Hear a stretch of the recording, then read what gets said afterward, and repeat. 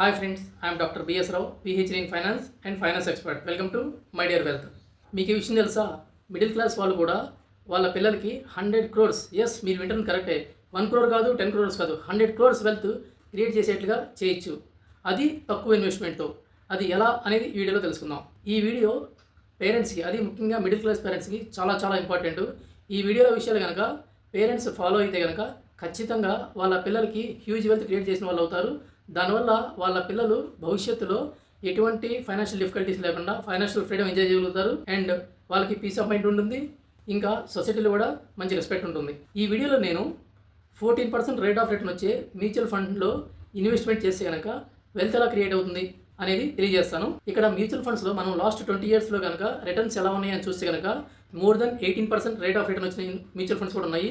అలాగే తక్కువ rate of return వచ్చినవి కూడా ఉన్నాయి. కానీ ఇక్కడ నేను 14% రేట్ ఆఫ్ రిటర్న్ వచ్చే మ్యూచువల్ ఫండ్ని ఉదాహరణగా తీసుకున్నాను. మ్యూచువల్ ఫండ్స్లో ఈక్విటీ రిలేటెడ్ ఉంటాయి, ఇంకా డెట్ ఫండ్ రిలేటెడ్ ఉంటాయి. కానీ ఇక్కడ మనకి risk and return go hand in hand అనేది basic principle of economics and finance. మనం రిస్క్ తీసుకుంటేనే రిటర్న్ ఉంటుంది. ఈక్విటీ రిలేటెడ్ మ్యూచువల్ ఫండ్స్లో రిటర్న్స్ ఎక్కువ ఉంటాయి అండ్ సైమల్టేనియస్గా రిస్క్ కూడా ఉంటుంది. కానీ మనం రిస్క్ ఉండొద్దు అని రిస్క్ లేని ఇన్వెస్ట్మెంట్ కనుక చేస్తే కనుక ఆ రిటర్న్ చాలా తక్కువ ఉంటుంది.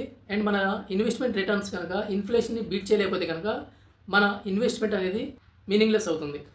కాబట్టి మనం క్యాలిక్యులేటెడ్ రిస్క్ తీసుకొని ఇన్వెస్ట్మెంట్ చేసి కనుక ఖచ్చితంగా over a period of time huge wealth create చేసుకున్న వాళ్ళు అవుతాం.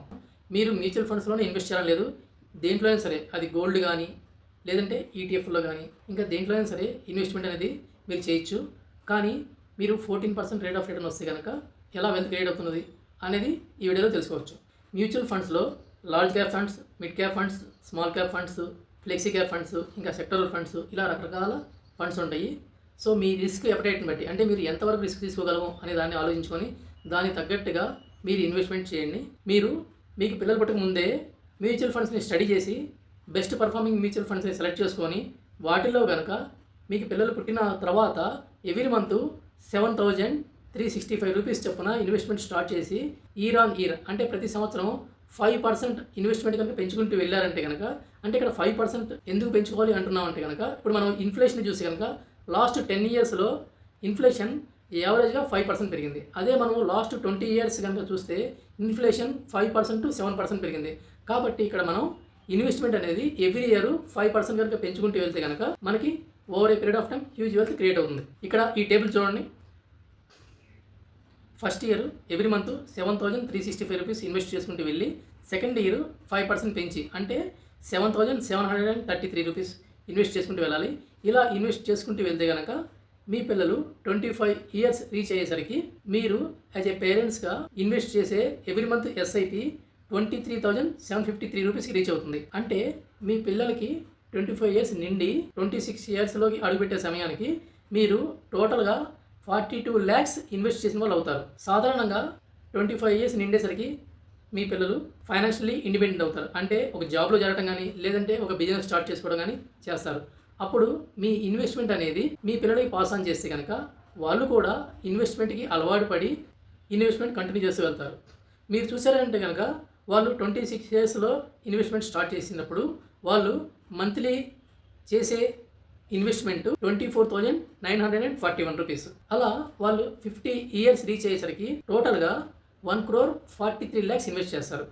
అంటే మీరు ఆల్రెడీ 42 lakhs ఇన్వెస్ట్ చేశారు, మీ పిల్లలు 1,43 lakhs ఇన్వెస్ట్ చేస్తారు. అంటే టోటల్గా మీరు కానీ మీ పిల్లలు కానీ ఈ 50 yearsలో 1,85 lakhs ఇన్వెస్ట్ చేస్తారు.